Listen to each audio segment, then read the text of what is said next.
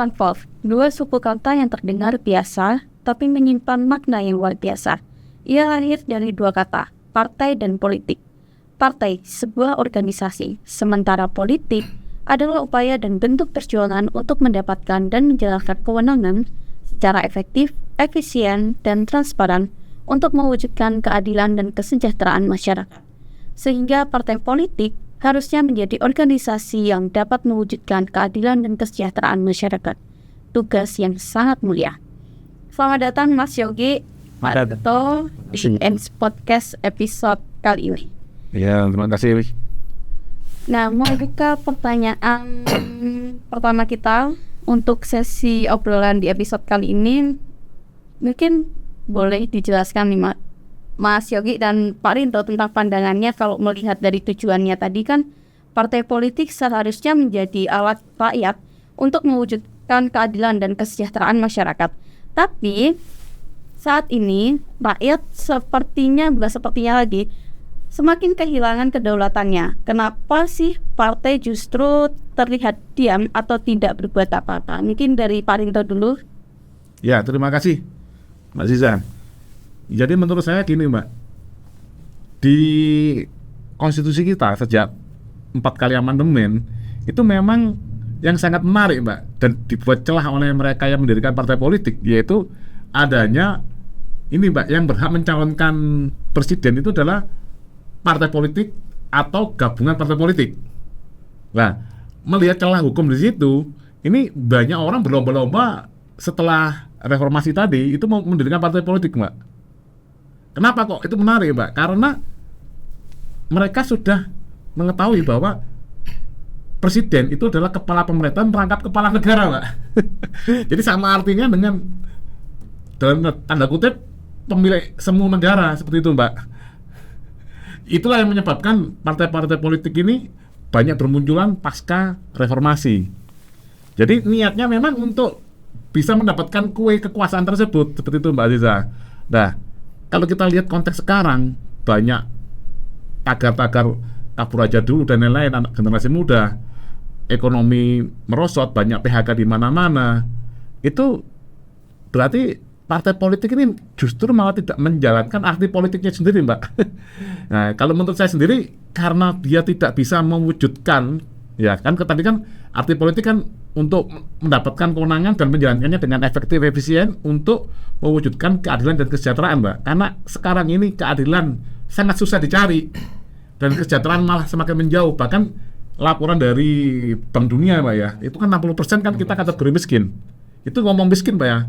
Belum lagi kalau dari frasenya tadi, tujuannya politik adalah untuk kesejahteraan. Kalau kesejahteraan itu nanti bisa-bisa 90% rakyat Indonesia tidak sejahtera, seperti itu Mbak Aziza. Jadi karena tidak menjalankan politik, jadi otomatis kita bisa katakan itu termasuk dari kejahatan politik Mbak, atau criminal political crime. Seperti itu Mbak Aziza, menurut pandangan saya. Kalau dari Mas Yogi seperti apa nih Mas? Iya. Sebenarnya tujuannya kan itu ya. Jadi partai politik itu kan sebetulnya kelompok-kelompok masyarakat bagi yang misalnya ya contoh biar gampang. Orang penggemar burung akan berkumpul dengan penggemar burung. Penggemar binatang apa itu melata ya. Reptil akan berkumpul penggemar reptil. Penggemar kucing berkumpul penggemar kucing. Penggemar kelinci akan berkumpul penggemar kelinci. Tujuan penggemar burung apa? Untuk menyelamatkan kesejahteraan burung. Penggemar kelinci begitu juga, penggemar reptil gitu juga, penggemar kucing gitu juga. Akhirnya mereka apa? Mereka akan memperjuangkan apa yang menjadi misi mereka. Nah, tapi kalau sekarang kita lihat di negeri ini kayaknya kok enggak ya, sama aja. Jadi partai apapun basicnya kan sama. Kalau dulu oke lah kita enggak melihat soal ini baik atau buruk, tapi kita lihat sejak masa awal mula di Majapahit ya, itu kan dijadikan 3 oleh Sunan Kalijaga itu. Jadi ada yang kelompok agama dalam hal ini Islam, kemudian kelompok abangan, kemudian kelompok yang memang tidak ya, yang tidak. Nah, saya kira kan gelombang besarnya 3 ini aja. Jadi sekarang kalau lihat ya agama dan yang selain itu. Iya. Nah, sekarang berapapun partai politik ujungnya pasti itu 3 itu. Iya. Sudah dan itu di Pak Cokro terbukti juga. Satunya kan kelompok agama yang kalau kita lihat jadi presiden juga muridnya Pak Cokro itu Kartosoewirjo, kemudian Pak Karno yang nasionalis ya antara agama dan ini ya. Kemudian yang satunya kan yang memang tidak non agama ya, yang jauh ya, yang Semaun akhirnya jadi Moso dan seterusnya. Sekarang kan tinggal 2 aja. Nah, berapa puluh partai politik yang ada sekarang pasti jalurnya cuma 2 itu. Jadi pecinta kucing sama pecinta reptil sudah. Sebenarnya kan cuma itu aja dua-duanya. Agama atau nasionalis itu Iya. Nah, maka dari itu ini belajar dari sejarahnya negara Indonesia sendiri Mas. Iya, jadi historisnya kita tarik ke masa lampau. Nah, kalau 2 itu kita kan sebenarnya cuman butuhnya kayak di Amerika hanya Republik dan Demokrat itu aja. Iya. Walaupun ada partai lain silakan, kecil-kecil biasanya. Mereka pengikut bebas saja mau dirikan aja. Ada partai X, partai Y, partai Z, partai R. Nanti mau gabung ke Demokratnya atau Republiknya itu terserah, itu kan ide mereka ya. Mau pecinta semut, pecinta apa, bebas saja mendirikan. Cuman kan gelombang besarnya pasti akan 2 ini. Nah, dengan cara itu mungkin lebih terakomodasi ya orang.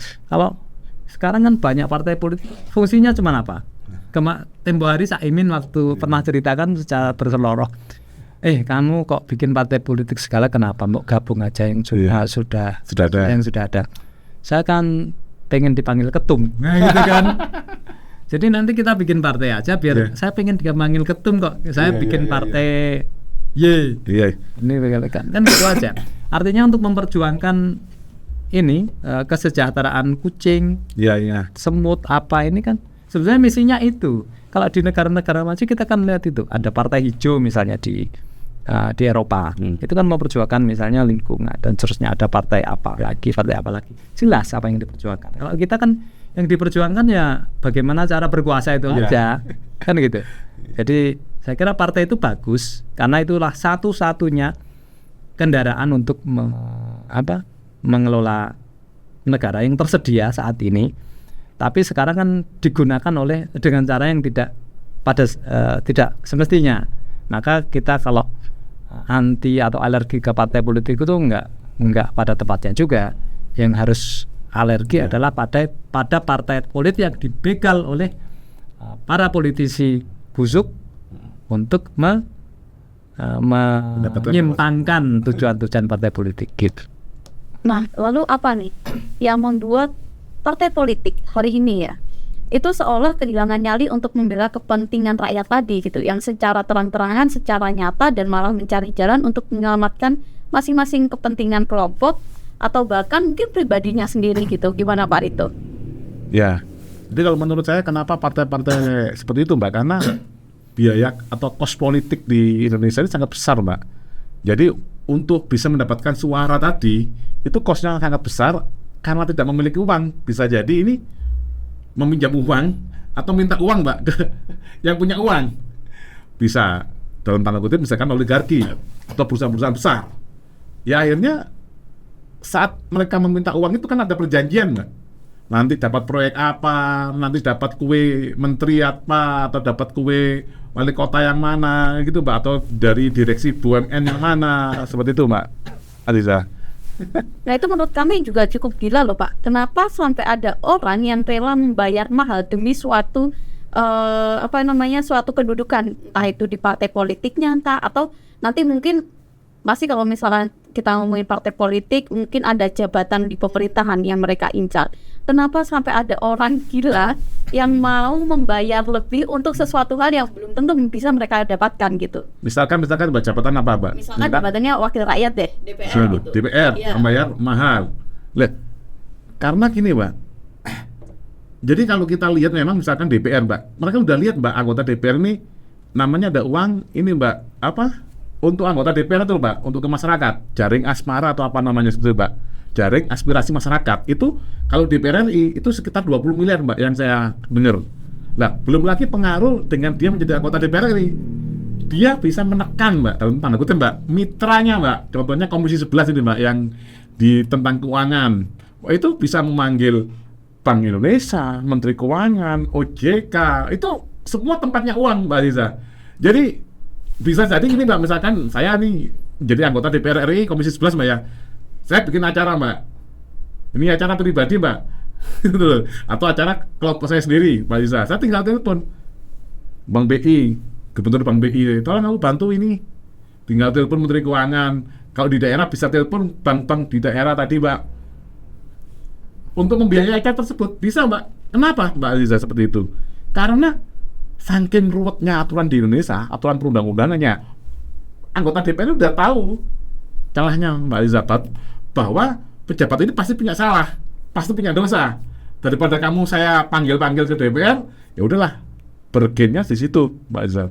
Jadi kalau kita memang kenapa kok orang sampai effort mengeluarkan uang sekian banyak untuk menjadi ini banyak anggota DPR, yaitu karena yang dikejar selain dapat dana jaring asmara, juga dapat ini Mbak, tadi yang bisa uang yang tidak jelas tadi Mbak Aziza. Belum lagi kehormatan Mbak, diundang meresmikan apa, anggota DPR RI komisi sekian, seperti itu Mbak. Gimana Mas Yogi kalau mengomentari? Iya ya, pada prinsipnya manusia itu kan pengen cari untung ya, pengen cari untung. Kalau rugi nggak mau, ya pastilah itu. Nah, jadi untung itu bisa berupa macam-macam, bisa berupa materi, bisa berupa kehormatan, gengsi dan seterusnya. Nah, kenapa rela mengeluarkan duit banyak untuk menjadi dalam tanda kutip pejabat publik entah apapun itu ya? Pasti karena itu. Ya, kira-kira lah ya, pasti adalah sebagian orang yang memang tulus sudah selesai dengan dirinya, pasti ada. Cuman kalau kita ngomong yang enggak itu, kan tiga ini pasti dia akan pengen mendapatkan keuntungan, baik itu berupa materi dengan cara itu tadi. Tolong dong, ini aku mau nikahin anakku nih. Kamu nyumbang apa gedung tak apa gitu kan. Terus yang kedua gengsi, dihormati di mana-mana, di apa dapat privilege. Misalnya aduh kita kalau rakyat biasa apa-apa harus antri, pejabat kan ada pintu. Bahkan yang saya tahu, yang saya dengar Mbak Aziza, bahkan di bandara pun itu beda Mbak, pintunya aja bisa beda Mbak. Bisa gitu ya Mbak? Padahal itu pelayan rakyat loh. Iya, misalkan aja di ini Mbak, di bandara kita dari luar negeri aja, itu jalurnya beda Mbak, dia nggak melalui pemasangan bea cukai yang orang antri rame harus ngisi form dan lain-lain. Ini punya jalur khusus Mbak. Bahkan bisa menunda berangkatan pesawat. Iya. Tidak harus jabatan tinggi. Iya. Setingkat saya nggak sebut lah, tapi enggak rendah-rendah banget, tapi enggak tinggi-tinggi banget. Sedang aja bisa memundurkan jadwal pesawat. Atau ini sama dengan ini Mas Jogi, yang teori yang sudah lama kita dengar dulu Mbak, ingin mendapatkan gospel gold glory itu Mbak. Iya, ya, itu kan keuntungan ya. Nah, kalau glory kan kemenangan. Ya, kemenangan. Kalau gold kan itu materi. Ya, materi. Terus gospel kan kejayaan. Gengsi, prestis. Berarti adalah oknum-oknum yang akhirnya masuk ke parpol ini tujuannya bukan untuk lillahi ta'ala menjadi pelayan rakyat, melainkan ya mengejar yang terinci tadi dia Pak ya. Nah, lalu kalau seperti ini jika diteruskan terus-menerus, itu jangka panjangnya seperti apa Pak Mas? Kalau misalkan partai yang dibiarkan terus diisi oleh orang-orang yang seperti itu tadi, yang haus kekuasaan, bukan malah menjadi pejuang kedaulatan rakyat gitu, gimana ada Mbak? Ya mau enggak mau, orang pertama adalah orang harus peduli ya, bahwasanya kehidupan kita ini selalu terkait dengan kebijakan politik kok. Kadang orang kan aku nggak mau lah kalau politik-politikan, alergi, aku nggak mau lah urusan politik. Dia nggak sadar bahwasanya listrik yang dia bayar itu kebijakan politik. Apa kebijakan politiknya? Subsidi. Bensin yang dia butuhkan setiap hari itu kebijakan politik. HP itu kebijakan politik. Motor yang dia beli, yang dia pakai, atau mobil yang dia pakai, kebijakan politik. Apa itu? Misalnya, kenapa Tesla harganya di sini 2 kali lipat daripada di Malaysia? Enggak? kebijakan politik. Iya. Nah, itu orang harus sadar dulu itu bahwasanya setiap kehidupan kita sehari-hari ini terkait kok sama politik. Dan walaupun orang tidak harus masuk ke politik, Baik secara langsung maupun tidak langsung Iya. ya. walaupun orang tidak harus masuk ke politik praktis, tapi dia harus tahu, teredukasi, tahu, punya pengetahuan ya, punya literasi tentang politik. Karena itu dia kemudian akan pilih orang yang benar-benar bisa mewakili dirinya. Kalau menganggap wah itu nggak bisa lah, lalu golput itu nggak bisa juga. Kalau dulu kan sering kita lihat golput, golput itu nggak solusi. Iya. Golput itu nggak solusi. Kalau buntu gimana? Buntu akhirnya sumbatan semua buntu akhirnya kan kayak 98, 65, 66 itu kan. Nah itu jangan sampai itu terjadi. Maka apa? Maka kalau orang-orang yang sudah teredukasi, sudah melek bahwasanya melek dan sadar politik, bahwasanya setiap kehidupan kita itu terkait dengan politik, maka kita punya upaya-upaya kecil. Ya sekarang sudah dibuka keran civil society dan seterusnya. Salah satunya kebijakan pemerintah kita kayaknya salah satunya ya. Ngikuti viral. Ya. Ngikuti viral. Apa yang viral itu yang di handle. Kalau enggak ya. Bahkan saya dengar ini Mas Jogi ada di salah satu Polda Mas ya, kepolisian daerah. Ya, itu ada pernyataan Mas dari anggota Polda tersebut Mas bahwa yang ditangani di Polda tersebut Mas hanya kasus yang viral. Kalau nggak viral itu katanya anggarannya kurang Mas. Oh iya. Masalahnya masalah anggaran. Nah ini yang kita nggak tahu. Ini anggaran ini gimana pembagiannya atau seperti apa yang pernah saya alami sendiri Mbak Ziza saat saya melapor ke kepolisian itu ya bahasa kasarnya gini Mbak. Ini ada nggak bantuannya nanti untuk mengusut? Karena kan untuk mengusut suatu perkara kan ada operasional ya Mas. Nah untuk mengejar tersangka atau apa itu untuk menyelidik aja Pak, belum mengejar tersangka dulu. Untuk menyelidiki penyidikan itu kan ada biaya. Lah ini kadang yang terjadi pengacara itu ini Mas ngasih uang ke polisi itu Mas biar perkaranya jalan. Itu yang terjadi akhirnya kan dia tidak sehat lah Pak ini sistem kita. Politik tadi tidak berjalan sebagaimana mestinya ya Pak ya? Betul Pak ya. Nah kalau berbicara tentang edukasi yang tadi Mas Yogi sebutkan, masalahnya Mas, ini sepengetahuan tim kami ya, tidak ada satupun parpol di Indonesia saat ini yang memberikan pendidikan politik gitu. Nah itu gimana nih pendapatnya Pak Rinto dulu? Ya jadi gini Mbak, ini saya beberapa waktu yang lalu saya melihat ini Mbak ceramahnya dari Cak Nun yang mengatakan untuk syarat utama untuk menjadi pemimpin apa? Kan banyak teori Mbak, ini bisa sifatnya Nabi Muhammad ya, sidik, tablik, amanah, fatona. Tapi yang ternyata ada yang luar biasa Mbak, satu aja Mbak, yaitu mempunyai sifat tidak tega Mbak terhadap rakyat. Nah ini kita kalau ngomong partai politik, ini kan sebenarnya kan mewakili suara rakyat. Tapi apa yang kita lihat ketua-ketua parpol yang sudah ada sekarang ini, mereka begitu tega loh Mbak sama rakyat. Mereka hidup mewah-mewah dengan bahkan pesawat jet pribadi dan lain-lain. Tapi rakyatnya kelaparan, mencari makan aja susah, mencari pekerjaan susah. Seperti itu Mbak Aziza. Jadi yang paling penting itu dari partai politik tadi itu ini Mbak, mempunyai sifat tidak tega dulu Mbak. Kita jangan ngomong pendidikan politik Mbak. Wong mereka sama rakyat aja tega tuh loh Mbak. Jadi orang yang kalau sudah nggak tega melihat rakyat seperti itu, nah mereka lah ingin berbagi ilmu, harusnya seperti ini, negara ini, seperti itu Mbak Iza. Ini yang kita lihat hanya kuenya mengejar kekuasaan aja Mbak. Misalkan ini kemarin Pilpres, wah ini padahal udah ada 3 calon nih Mbak. Ya ini partai yang mendukung calon nomor A bisa jadi setelah kalah langsung menyeberang Mbak ke calon nomor yang B. Jadi kita kalau mau ngomong pendidikan politik Mbak, sebenarnya pendidikan yang paling efektif adalah melakukan dulu Mbak. Lah gimana Mbak kalau dia aja nggak bisa melakukan, mau mendidik itu gimana? Itu catatan saya seperti itu Mbak, harus mempunyai sifat tidak tega dulu, baru nanti dia akan mikir Mbak, kalau tidak tega terhadap rakyat yang tidak sejahtera, akan memikirkan caranya, entah melalui pendidikan politik, entah apapun, itu pasti akan mengupayakan Mbak Aziza. Ini kan memang tujuannya kan, yang penting aku dapat kue menteri apa, kue komisaris BUMN mana, direksi BUMN yang mana, orang-orang saya ini nanti gimana. Ternyata itu aja Mbak yang sekarang terjadi seperti itu Mbak Aziza. Jadi kalau ngomong pendidikan politik masih jauh lah Mbak.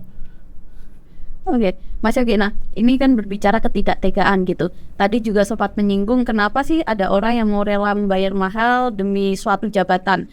Nah tapi setelah itu kan justru mengkhianati rakyat. Ada nggak sih Mas mungkin penjelasan ilmiahnya atau mungkin penelitiannya yang pernah dilakukan, kenapa bisa ada orang yang udah rela bayar mahal tapi ujung-ujungnya itu tadi untuk mengkhianati rakyat atau untuk ya dalam tanda kutip menyembelih rakyat gitu.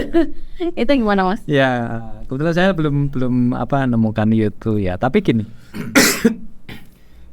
sebetulnya kalau kita lihat di negara-negara yang sudah mapan, kita tuh kan kadang ngomong demokrasi, aku males demokrasi kok begini. Tapi ternyata demokrasi kan belum demokrasi sebagai jalan, bukan tujuan nomor satu. Nomor dua, yang demokrasinya sudah mapan itu biasanya akan smooth ya, settle. Contoh misalnya pendidikan politik itu salah satunya. Itu tugas negara. Ya, tugas negara, bukan pemerintah. Itu maksudnya dilakukan oleh pemerintah ya. Tapi itu amanah dari negara untuk mendidik warga negaranya. Dijalankan oleh pemerintah, dan pemerintah tentu tidak bisa sendiri mungkin. Pemerintah bisa lewat sekolah-sekolah, bisa lewat meminta bantuan NGO atau ormas. Dalam hal ini kalau di Indonesia banyak ormas ya. Yang paling punya akar kan NU Muhammadiyah misalnya. Nah, lewat itu salah satu contoh yang kita lagi intens diskusikan yang bisa dilihat di Jerman. Bagaimana negara itu punya konstitusi, dia punya semacam kita arahannya, kita mau kemana sih? Ya, rakyat ini akan diapakan sih? Nah, itu nanti pemerintah, apapun partai politiknya, tugasnya adalah melakukan itu. Apapun partai politiknya. Jadi soal yang menang siapa, kemudian kan bukan big deal lagi ya. Bukan hal yang akan mengubah kebijakan, enggak. Kebijakan sebagian iya, tapi kebijakan yang visioner, yang jangka panjang. Yang misalnya Indonesia nanti akan kita jadikan seperti ini. Sudah ada MPR. Kalau dulu kan ada GBHN mungkin ya. Jangka panjangnya akan seperti ini, ditetapkan oleh MPR. Ya sudah, siapapun pemerintahnya ikuti track itu. Kalau ada kebijakan-kebijakan yang sifatnya strategis dan teknis silakan, tapi harus masih dalam rel itu, tidak boleh menyimpang dari itu. Nah, itu pendidikan politik harusnya berada di jalur itu, ditetapkan oleh misalnya lembaga tertinggi negara, ditetapkan sebagai arahan dari negara, siapapun pemerintahnya harus melaksanakan itu. Berarti memang begitu pentingnya beda pemerintah dan negara ya Pak ya? Ini yang menarik lagi, yang terbaru yang saya lihat informasinya ada ini Mas, ada ide dari Ketua KPK kalau salah Mas. Ketua KPK idenya dana partai politik itu dikasih yang besar Mas, supaya tidak terjadi korupsi Mas. Ada yang lucu juga itu Mbak Isa. Jangankan mau pendidikan politik Pak, nanti alasannya kan dananya nggak ada gitu. Ya itu kalau ideal, kalau di mungkin di bangsa-bangsa yang tidak seperti ini ya. Kita kan kalau menurut salah satu orang yang kita hormati kan, wah ini kita mungkin bukan keturunan Nabi Adam, kita gennya lain. Ya tapi ya yang unik itu Mbak, pentingnya Ketua KPK, orang supaya nggak korupsi malah dikasih uang gitu loh. Jangan-jangan tambah buat selamatan. Berarti secara nggak langsung memang mengakui bahwa korupsi itu memang mereka lakukan. Iya. Nah, ya cara upeti itulah, belum bilang upeti, minta setoran, apapun lah. Itu kira-kira bisa Mas Pak Rinto, kalau partai politik ini bisa kembali lagi gitu ke fitrah awalnya, ya untuk tadi membantu mewujudkan keadilan dan juga kesejahteraan masyarakat. Saya kira yang partai politik sih nggak kemana-mana ya, dia kan benda mati ya, dia tetap seperti itu secara aturan, secara kendaraan begitu. Cuman yang nyetir ini loh, yang numpang ini loh, dia yang belok-belokkan kemana-mana. Jadi frase partai politik ini kenapa ini Mas banyak mendirikan partai politik, karena sejak amandemen undang-undang tadi. Iya.